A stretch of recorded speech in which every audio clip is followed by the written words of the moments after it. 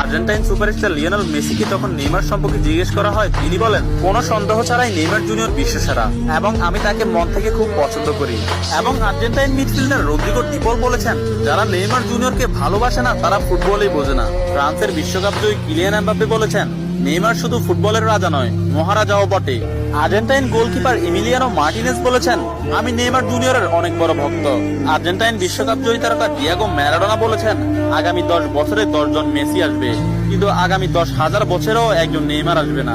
Poland ও Barcelona striker Robert Lewandowski বলেছেন, নেইমারের মতো ফুটবলার জন্ম নিতে হলে আপনাকে 100 বছর অপেক্ষা করতে হবে। তাছাড়া ইংল্যান্ডের প্রিন্স ডেভিড বেকহাম বলেছেন, আজ পর্যন্ত এমন কোন ফুটবলার আমি দেখিনি যার ভেতর নেইমারের মতো ফুটবল আইকিউ আছে, এবং ফুটবলের ক্ষেত্রে কেউই নেইমারের লেভেলের নয়, সে দুর্দান্ত।